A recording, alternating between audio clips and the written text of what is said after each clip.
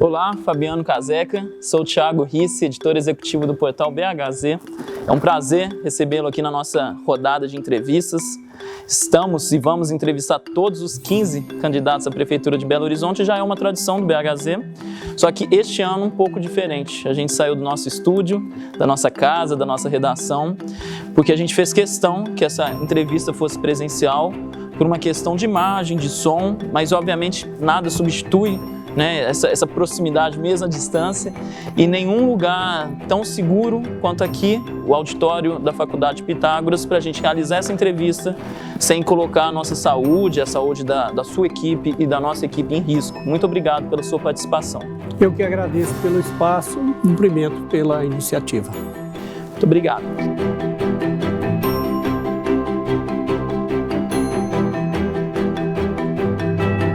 Bom, pela primeira vez também, é a primeira vez que eu conduzo sozinho essa entrevista.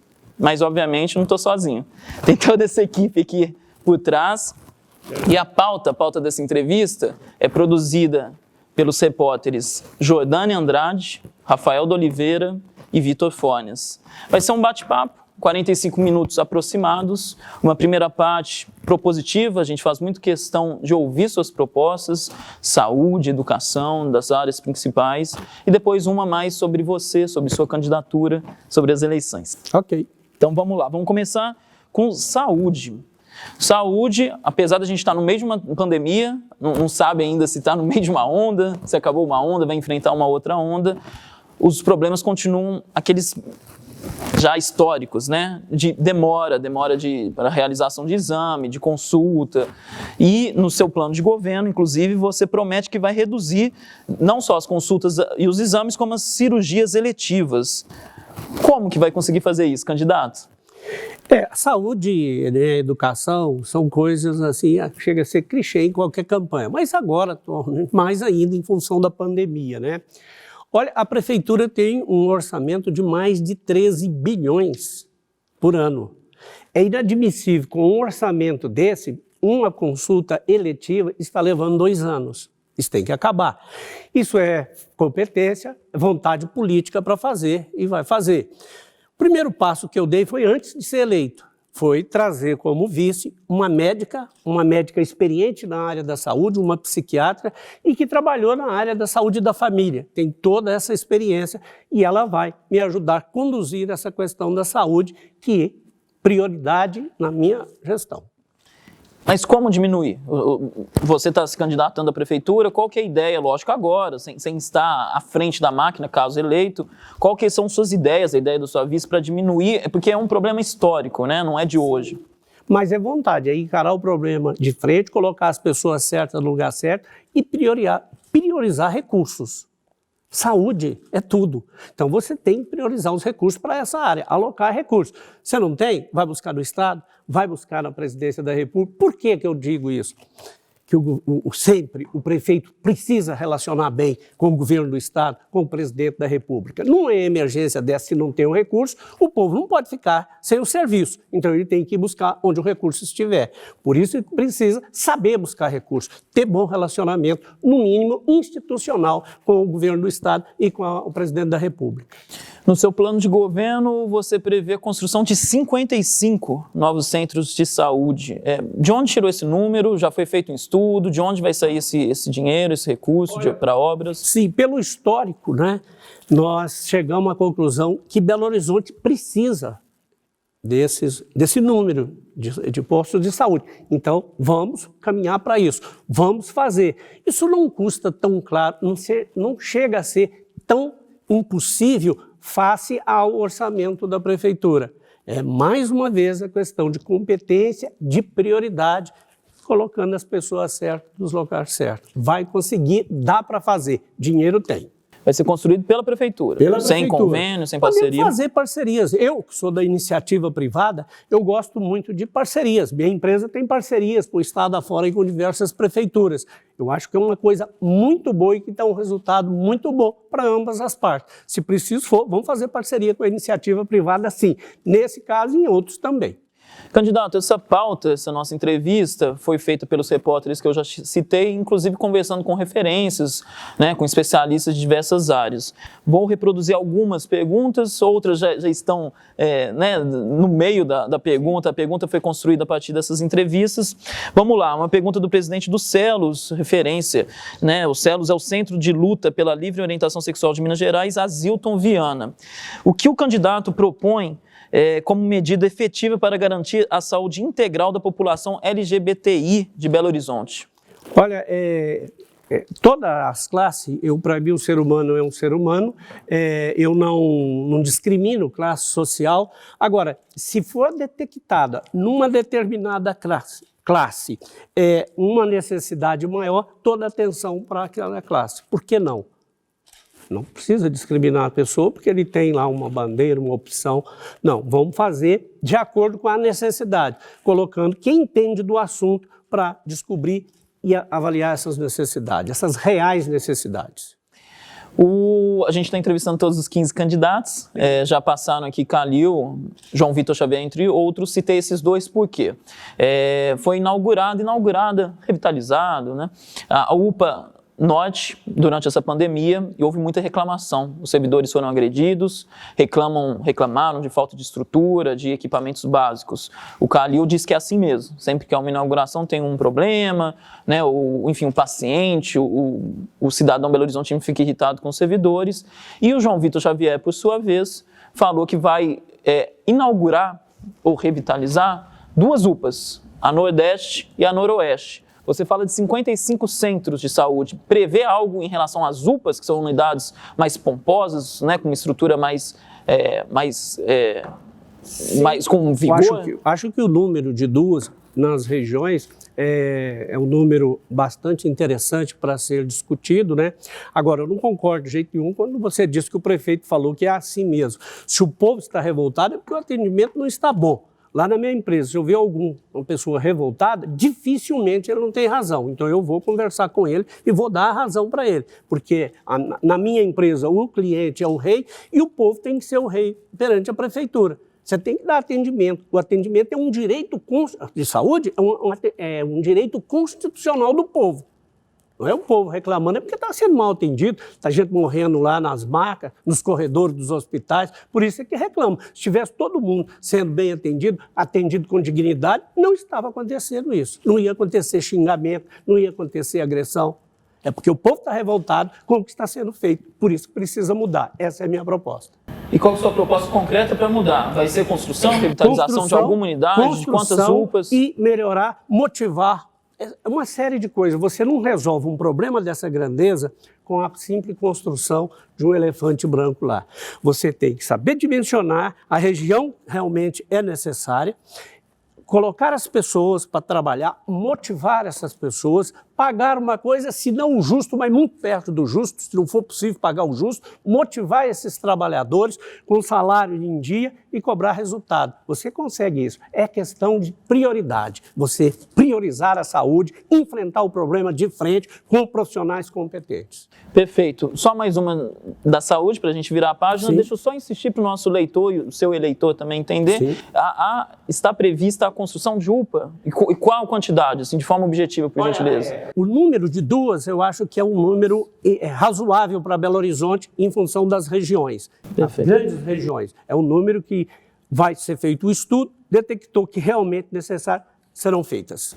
Um outro assunto último desse nosso bate-papo sobre a saúde, também importante, se tratando do município de Belo Horizonte, a maternidade Leonina Leonor Ribeiro. Por quê? Porque foi bandeira do Calil em 2016, é uma estrutura já agora há 11 anos, né? Uma estrutura ali já montada e jamais inaugurada. O Calil aí na sua cadeira, disse que descartou. Ele errou ao fazer essa promessa em 2016, não vai inaugurar. Na avaliação dele, Belo Horizonte não precisa de uma nova maternidade. Queria saber de você, caso eleito, essa estrutura vai ser utilizada, ela vai ser descartada? Qual que é a sua ideia, a sua proposta concreta? Não, eu não concordo com ele que não precisa, não. Precisa sim. Conversando com a minha vice, com a doutora Paula, ela disse que precisa sim. E se já está pronto, por que não utilizar? Não concordo com isso de jeito nenhum. Será utilizada sim, se for preciso, será revitalizada e equipada e vai prestar atendimento à população. Vai ser inaugurado na sua Vai gestão. ser inaugurada na minha gestão. Vamos para a educação? Também um assunto importantíssimo. Tudo na pandemia ganhou ainda mais importância. Você tem acompanhado, uma briga inclusive foi levada à justiça em relação às aulas. A gestão atual foi muito firme quanto a essa questão, né? Judicializou ou foi também acionada, né, na justiça quanto ao colégio militar. E o Calil aqui, já estamos, né, entrando em novembro, o Calil descartou qualquer possibilidade da volta às aulas presenciais neste ano, mas projetou para o ano que vem, sim, aí sim, uma volta independentemente de vacina ou não. Queria saber estou perguntando para todos os candidatos, uma análise para o nosso leitor entender sua visão, uma análise breve sobre essa postura rigorosa da prefeitura, se concorda ou não, e aí sim, o que é mais propositivo, como vai ser na sua gestão, obviamente, caso eleito, a partir de 2021 mesmo, nesse meio de incertezas. Olha, obviamente que nós estamos aí numa dependência da pandemia. Não se brinca com uma coisa dessa magnitude. Mas vamos lá, eu sou a favor da volta às aulas agora, já, esse ano. O que tem que fazer para isso? Seguir o protocolo sanitário. Fazer a coisa com responsabilidade, com distanciamento. A escola é importante para a vida de todo mundo, de todos nós. Principalmente a escola pública para essas crianças. Elas estão sofrendo porque o lugar, o espaço em que ela convive mais e às vezes até se alimenta melhor é na escola. Então é urgente a volta das aulas, seguindo o protocolo sanitário. Imediato. Assumir, se não voltar até lá, eu assumi na prefeitura, um dos primeiros decretos meu vai ser o retorno às aulas. Perfeito. O candidato ainda é uma discussão muito grande, inclusive no mundo, sobre o protocolo adequado para a escola. São diversas crianças, adolescentes, né, que há uma interação muito grande. Diversos candidatos já passaram por aqui, alguns falaram em uma aula escalonada, um horário escalonado, segunda, quarta e sexta um grupo, terça, quinta e sábado outro. Falaram também de uma câmara para passar, né, para higienizar as crianças, os alunos, os professores. Qual que é a sua ideia hoje? Caso esse cenário permaneça, não tenha uma vacina, e vou complementar porque faz parte da mesma pergunta, o Calil já disse que tem 14 milhões já separados para a educação, que eles vão ser usados, uma boa parte, inclusive para fazer intervenções físicas nas unidades educacionais, para diminuir a chance do contágio. Você acha que por aí também planeja usar essa verba dessa forma? Sim, preparar o ambiente para que ele se torne seguro para os alunos, eu concordo, tem que ser feito isso mesmo. Agora, chamar as pessoas que entendem do assunto, um comitê de urgência para estabelecer o protocolo. Já temos um protocolo geral. Agora, se precisa de algo mais na escola, quem que é o especialista? Vamos discutir, médico, professores, vamos conversar. E dali vai sair um plano seguro, mas que permita que os alunos... tem que ter rodízio? Quem sabe? Se tiver, faz rodízio. Se me permite, na minha empresa, o dia que decretou, fechou tudo, eu saí lá embaixo, meu Deus do céu, o que vai acontecer comigo aqui? Eu estou perdido, não tinha nem um passarinho na rua, e a loja é no centro da cidade. Eu tirei até foto, parece que o céu estava cinzento. Meu Deus, eu tenho 5 mil companheiros trabalhando comigo, que começaram comigo, tem funcionário lá de 38 anos. Como é que eu vou fazer? Vou mandar todo mundo embora, eu vou quebrar, o que é isso? Não, desespero não adianta. Entrei para minha sala e fui planejar. Idoso acima de 60 anos que vai ficar aqui, só eu.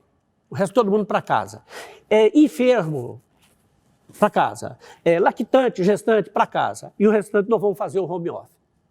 Pronto. Enquanto estava fazendo o home office, eu estava cuidando da divisão dos espaços na empresa.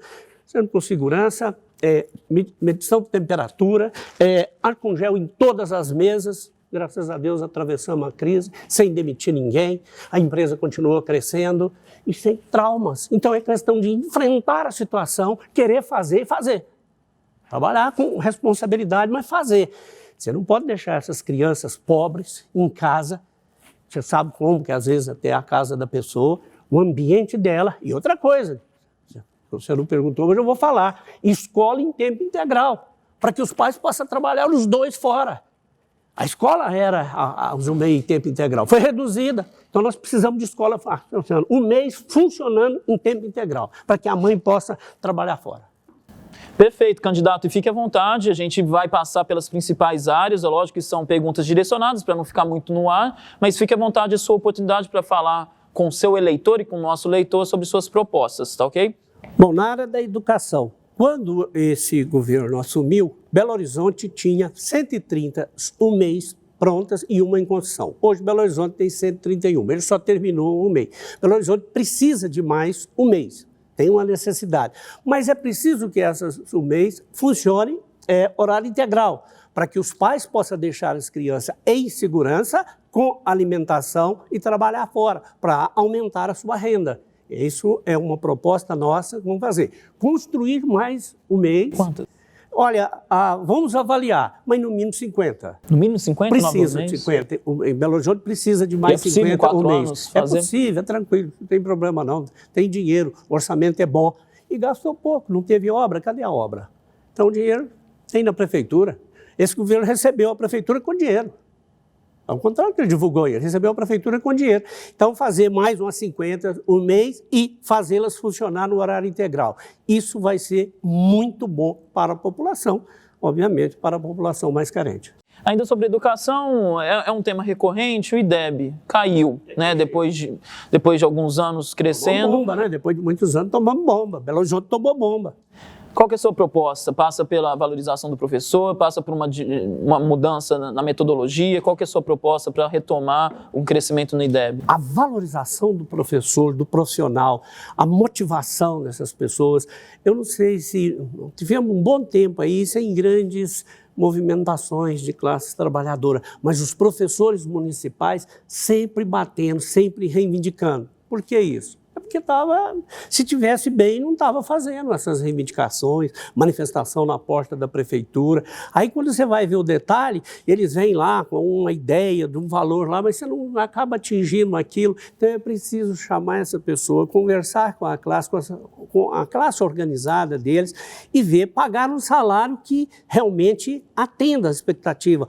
Valorizar o professor. O professor é muito importante, gente. Não é uma pessoa, ele é uma pessoa que cuida do quê? Dos bens mais preciosos que nós temos, nossos filhos. Você tem que valorizar essa classe merece, lutadora. Olha, do jeito que está, ruim. Nós tivemos aí dezenas de manifestações na porta da prefeitura. Tem algo errado lá com os professores na prefeitura. Você se compromete a alcançar o piso nacional para todos os trabalhadores, os professores da rede municipal? Obviamente que esse será o maior objetivo. Você vai depender da situação financeira, mas será prioridade. Como valorizar a questão de salário, de motivação, essa classe de professores. É o meu compromisso.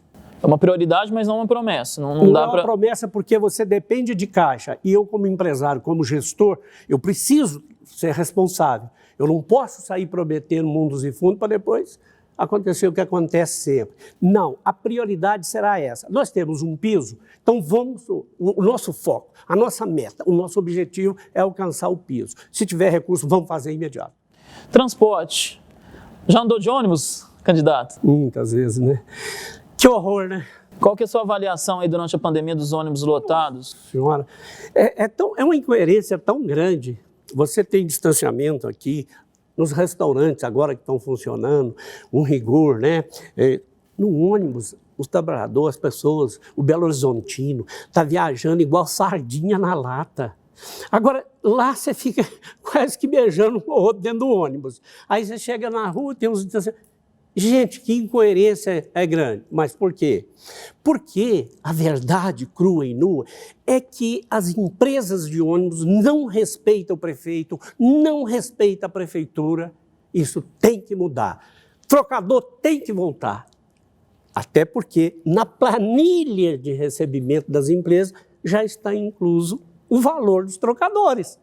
Então não vai voltar com 5 mil trocadores, sei lá. Vai onerar? Não, já está na planilha. Então, volta imediata dos trocadores. A minha empresa tem um ponto de ônibus que para várias linhas ali na Avenida Amazonas, no centro. E eu vejo motorista, além dele ter que cobrar, devolver troco, dirigir, ainda parar quando tem cadeirante, travar o ônibus, descer, colocar o cadeirante, pedir ajuda, colocar o cadeirante lá dentro, sair, fechar, voltar. Tumultua o trânsito, vira uma bagunça o trânsito ali, outros ônibus querendo parar, porque ali para várias linhas, é uma bagunça geral, isso é desrespeito com o povo. Na nossa gestão, as empresas de ônibus vai ter que respeitar a prefeitura e o prefeito, porque senão vamos chamar uma nova licitação. Se não estão cumprindo o contrato, no contrato previu os trocadores, tiraram com os contratadores, você pode quebrar esse contrato. Então vamos fazer uma nova licitação, impor as regras e cobrar. Olha, a regra é essa aqui, você vai cumprir, senão eu te tiro. Tem uma caixa preta na Megatrans? Ué, o Calil falou que tinha que abrir, não abriu. Até acho que deve ter mesmo, se ele falou. Assim, você já disse que vai enfrentar, né? Inclusive com possibilidade de rompimento de contrato. Sim, se não conseguir fazer o que precisa ser feito, se não estiver cumprindo o contrato e não estão, vamos romper o contrato, fazer uma nova licitação. Teme, logo quando assumir, ter que fazer um novo reajuste? Consegue se comprometer com o seu eleitor que não vai ter reajuste assim que você assumir da passagem de ônibus? Olha, é complicado porque a passagem de ônibus em Belo Horizonte já é a segunda mais cara do Brasil. Aumentar mais, numa época dessa, eu acho que é impossível. Eu acho, pelo menos, imediato, não. Perfeito. Bom, ainda sobre transporte, mas aí a gente também convida muito os nossos leitores a participar. A gente só existe, obviamente, por causa dos nossos leitores. Lógico. É uma pergunta da leitora Patrícia Jacobini, que é um pouco o que a gente já falou, né? Talvez um momento para você só dar uma arredondada. Gostaria de saber qual o resultado eficaz para o transporte público. Aí ela coloca tarifa cara e ônibus superlotado. Acredito que é o que ela acredita que seja atualmente, né? O cenário atual. Mudar. O ônibus superlotado em plena pandemia é crime. Isso é criminoso. Perfeito. Vamos agora passar já um pouco para ainda transporte, mas obras, infraestrutura, anel rodoviário. Calil foi muito firme, muito assertivo no início da gestão, tentou pegar a gestão do anel rodoviário, né? Não conseguiu, começou ali uma espécie de judicialização, falou aqui que não vai mais, cansou. Qual que é a sua visão? A prefeitura tem que fazer uma nova ofensiva para ficar com o anel? Se não tem, qual que é o problema? Porque o anel está dentro, passa por Belo Horizonte. Eu acho que a prefeitura deve assumir esse anel e fazer um outro anel. Belo Horizonte precisa urgente de um outro anel. E aí, por que o Calil não conseguiu? É porque ele não relaciona bem com o governo do Estado, ele não relaciona bem com o presidente da República, ele não relaciona bem com a bancada. Isso está errado. Um prefeito de uma cidade, de uma capital, da grandeza, da magnitude de Belo Horizonte, ele pode até não gostar do governador, não gostar do presidente da República, mas institucionalmente ele tem que relacionar. Não pode, há uma coisa a ver. Por exemplo, nós temos outra questão polêmica, ninguém gosta de falar, mas eu falo, o metrô. Gente, tem que fortalecer, metrô depende de verba nacional, da União, fortalecer a nossa bancada, motivar a nossa bancada, tanto na Câmara como no Senado, a trabalhar por Minas Gerais. Eles estão lá para isso. Né? Você vê a bancada do Nordeste, tem várias lojas no Nordeste, lá quando eles reúnem o chão até treme. Eles conseguiram coisa demais para o Nordeste nos últimos anos. Por quê? Tem uma bancada muito forte, muito atuante lá em Brasília. E nós precisamos fazer isso para Minas Gerais. Fortalecer essa bancada para que possamos acabar, porque esse metrô virou o metrô da mentira. Toda eleição fala-se nesse metrô e ele não acontece. Né? Esse anel é necessário. Se o anel é dentro da cidade, ele não é um anel mais. Então ele é da prefeitura, ele tem que ser uma avenida. Tem que fazer uma estratégia, uma boa negociação com o governo federal e a prefeitura assumir esse negócio.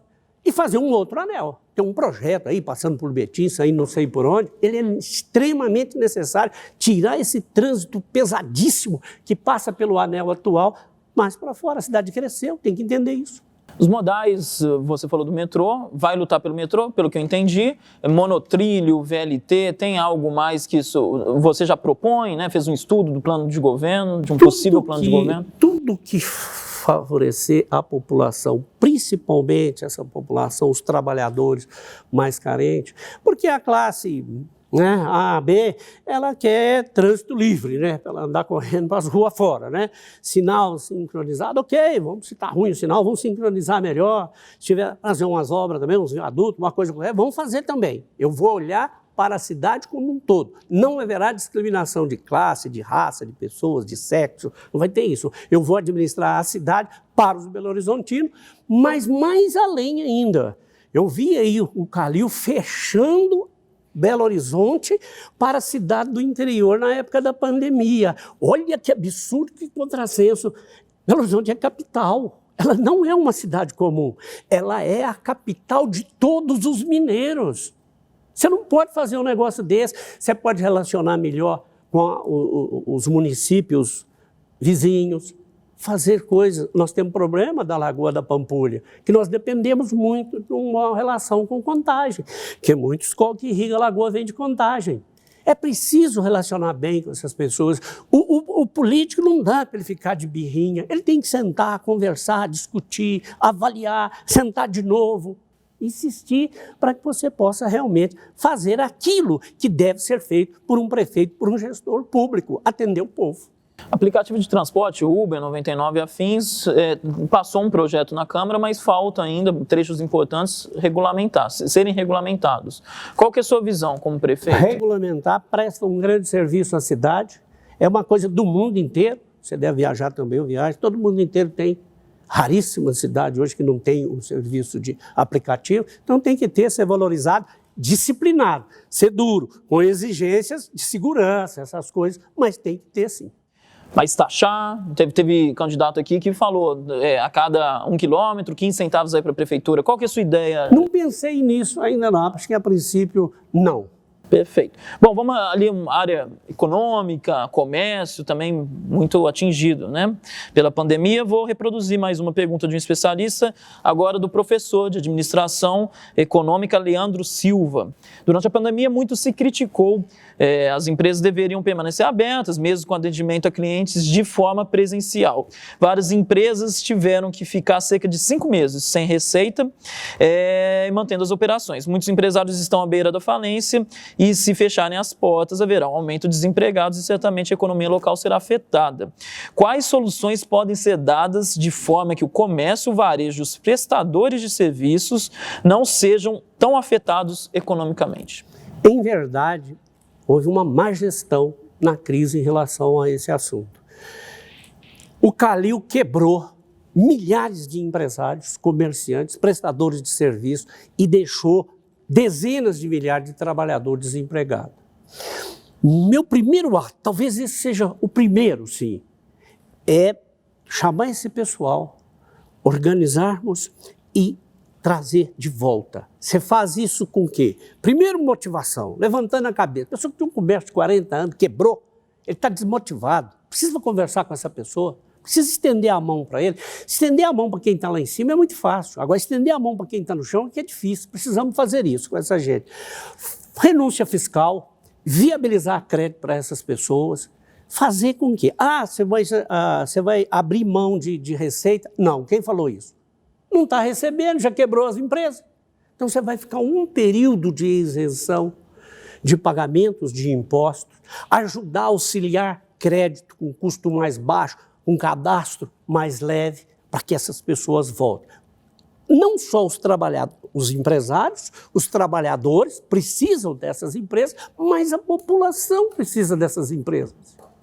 Né? Eu tive que ajudar alguns amigos lá em volta da minha empresa para eles não fecharem, porque senão como é que ia atender o meu pessoal? Eu tenho centenas de funcionários ali. Então é isso, precisa de alguém estender a mão para outro no momento delicado. Se fizer isso, retorna e a coisa vai melhorar.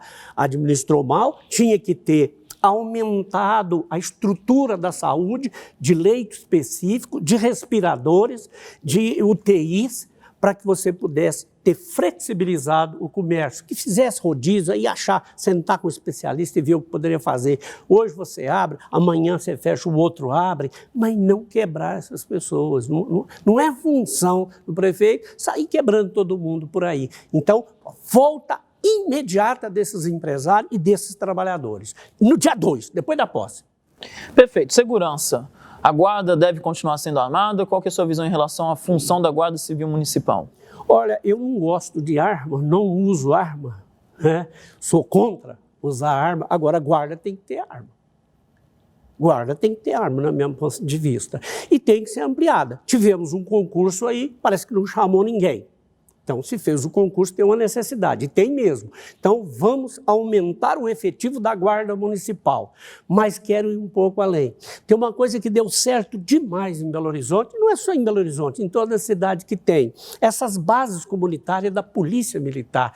O policial no meio do povo, ele traz segurança e facilita a ação do policial na repressão de um crime. Para isso precisa Polícia Militar, Estado. Precisa conversar, dialogar com o governador, aumentar, levar essas bases para outros pontos, principalmente para os bairros mais populosos de Belo Horizonte. Precisa dessa guarda. O serviço que ela presta ali é porque quando você trabalha na prevenção, às vezes não é percebível para muitas pessoas. Não aconteceu nada, mas não aconteceu nada porque o policial estava ali, vigiando, senão teria acontecido. Então é fundamental, eu sou fã dessas bases. Pergunta de outro especialista agora em segurança pública, Jorge Tassi. O aumento da população em situação de rua mostra a gravidade da crise econômica e pode aumentar a sensação de insegurança nas ruas, obviamente segundo a visão dele. Em relação a essas pessoas em vulnerabilidade, como agir para diferenciar quem deve ser detido por furtos e tráficos de drogas, por exemplo, e quem deve ser encaminhado ao serviço de atendimento social? Isso a lei já define, né? Se você pegou uma pessoa cometendo um crime em flagrante, você tem que prender. Isso é normal, está no código. Eu, como advogado, professor de direito que sou, está cometendo um crime, está traficando droga aqui, tem que prender. Agora, essas pessoas que estão na rama, a maioria delas, elas têm os seus problemas. Então, precisa ser analisado. O que não pode é deixar como está.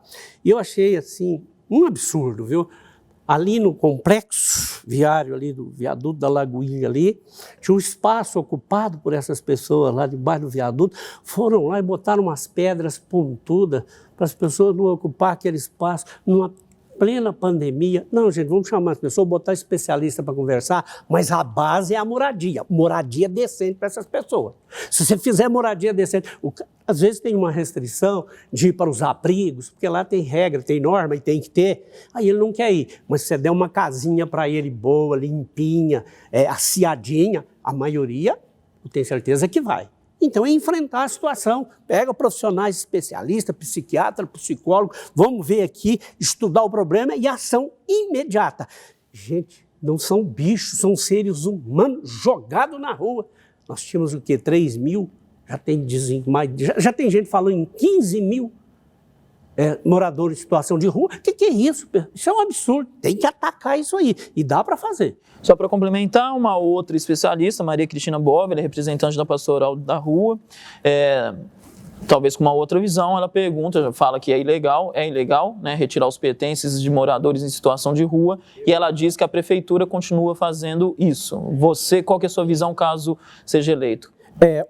Inclusive as pessoas, eles devem serem convencidos a sair e não forçados. Agora, você numa crise dessa, às vezes em época de frio, igual já passamos agora, você vai lá e tira os pertences, o agasalho de uma pessoa que está na rua, para mim isso não é um ser humano. Quem mandou e quem fez, é um monstro. Perfeito. Bem rapidinho, já estamos na reta final. Já? Já. Voa aqui o tempo. Fala um pouquinho pra gente o seu programa, BH Sem Miséria, e também aproveitar o gancho, mesma resposta, por gentileza, o programa de auxílio moradia, né, promete que vai investir mais. Como seria esse investimento a mais, por gentileza?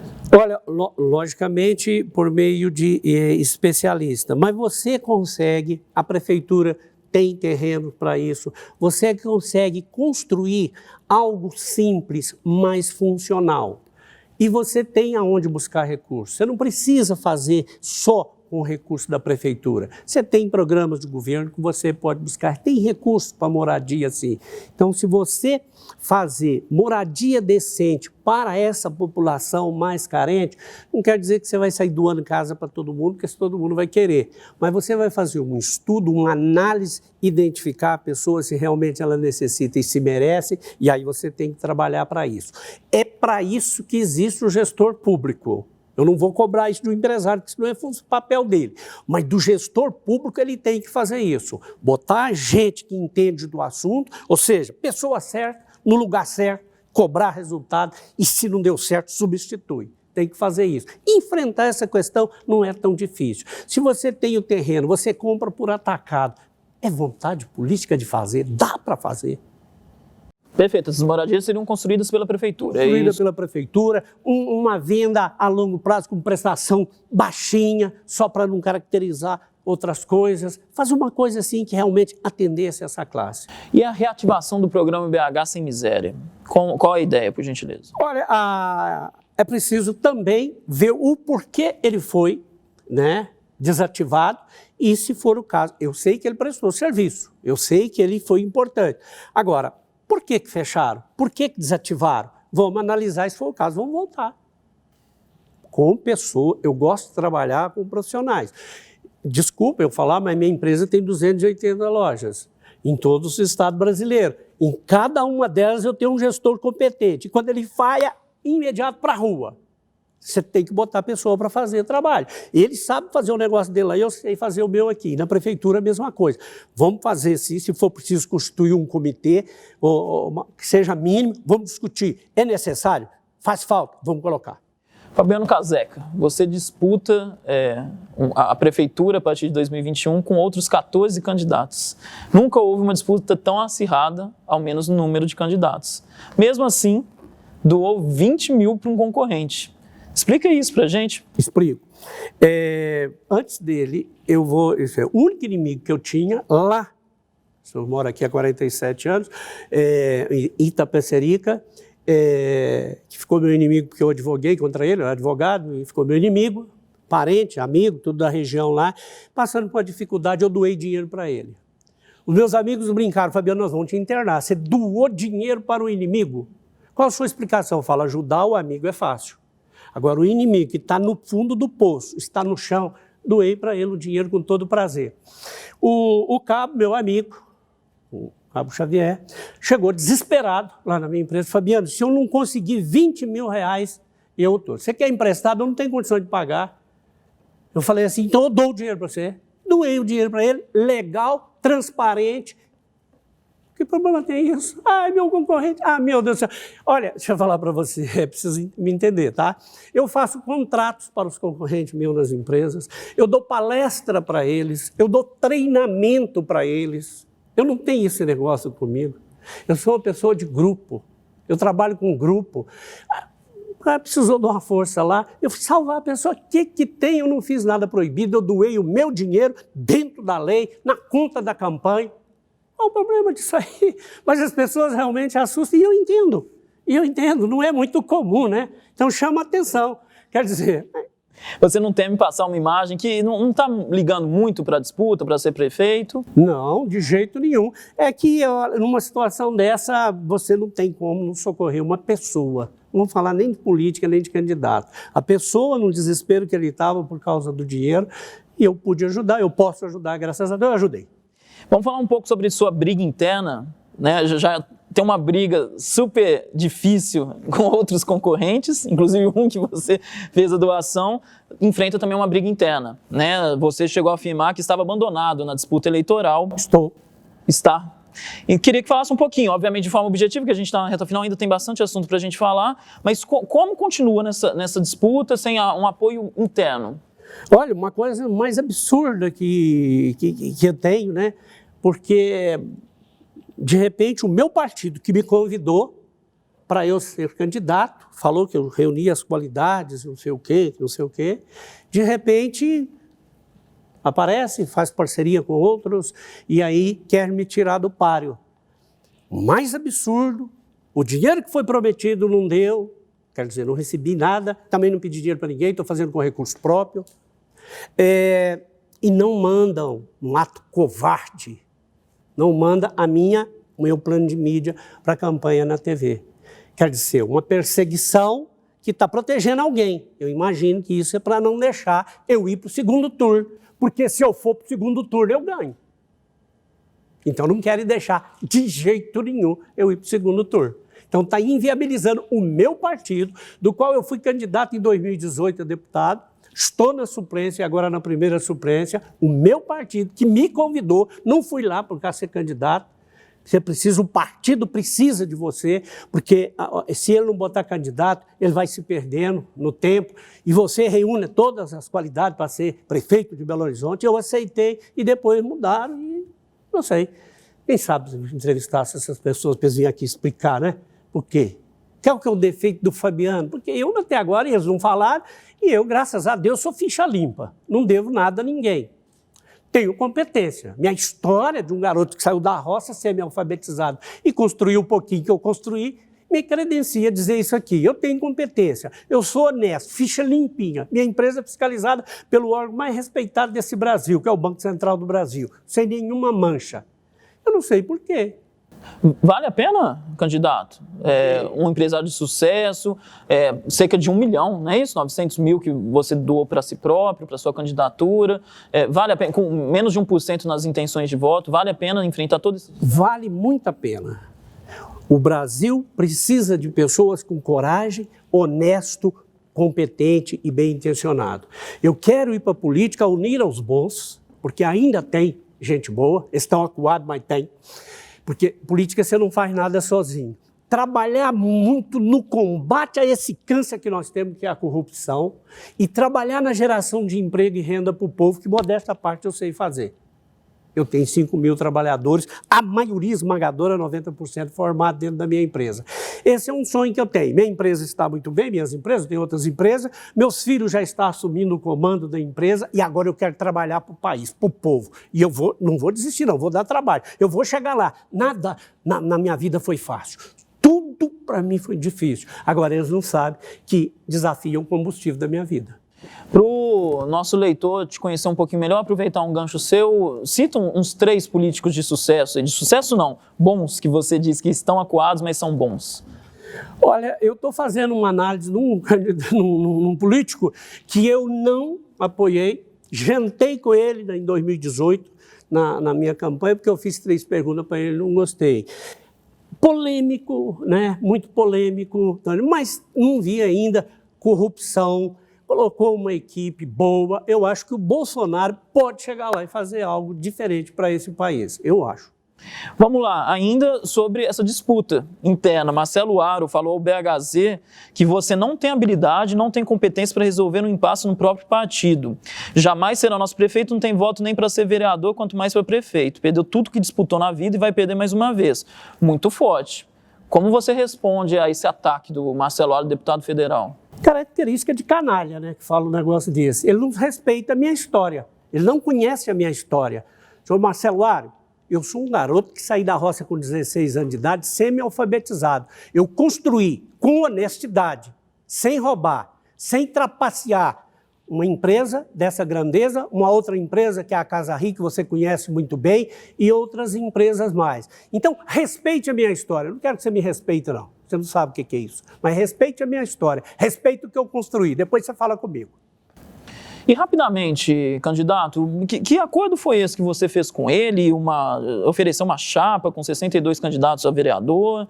Que troca foi esse? Qual contrapartida? Fácil. O meu partido, contratei o Manuel, eu dou nome, Manuel, chapista da Assembleia, para montar a chapa de vereadores.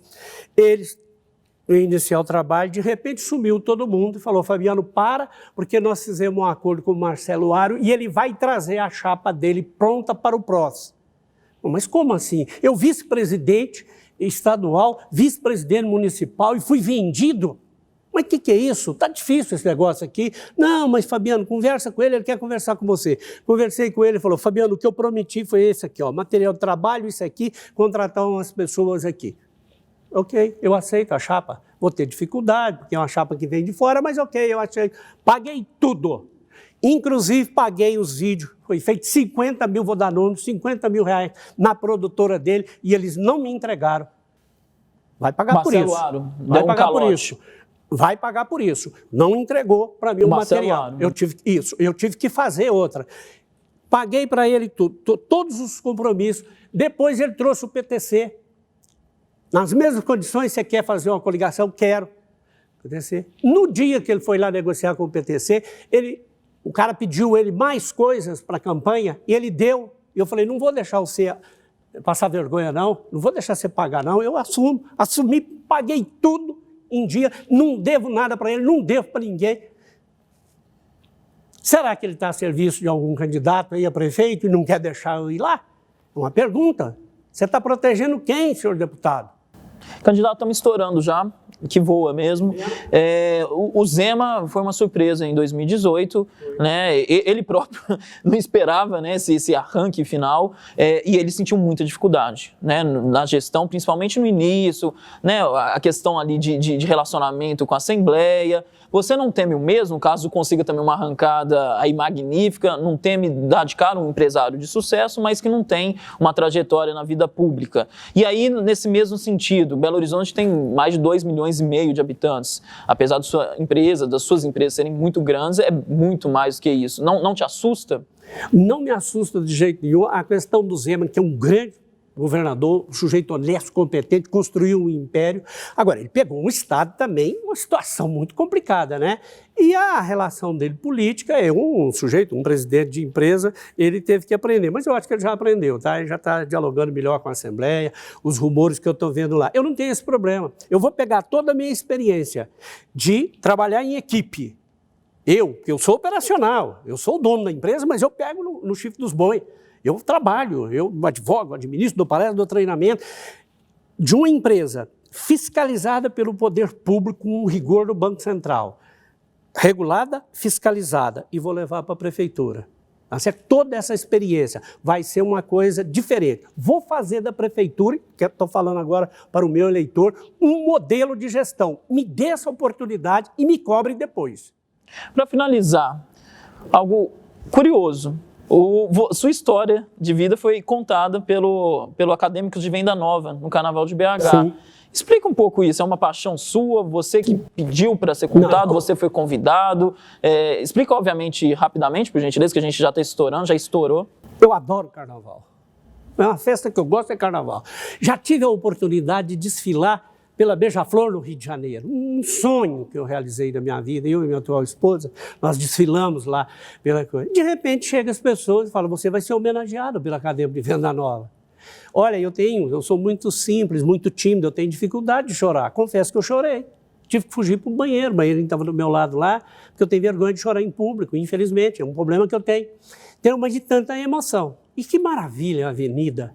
Você ali no carro, lá em cima, levei minha esposa comigo, a gente desfilando e aplaudido assim, que maravilha, eu quero ter outra oportunidade dessa. Objetivo, Carnaval 2021 em Belo Horizonte ainda tem chance de ser realizado? Mas precisa ser prorrogado, né? Agora, imediato, eu acho complicado. Eu acho que podia prorrogar um pouco mais, mas não deixar de fazer. Carnaval de Belo Horizonte foi retomado assim, está bombando, né? Carnaval de Belo Horizonte está bombando. Falam, tem 5 milhões de pessoas, né? E a Belo Horizonte precisa disso, né? Os hotéis, os restaurantes, as lanchonetes, o povo belo-horizontino gosta muito de carnaval. Então, prorroga um pouquinho, chega lá para frente, mas vamos fazer o carnaval. Muito obrigado, candidato. Eu agradeço e estou sempre à disposição. Muito obrigado por acompanhar a nossa entrevista até aqui e, como sempre, continue de olho na nossa cobertura no BHZ.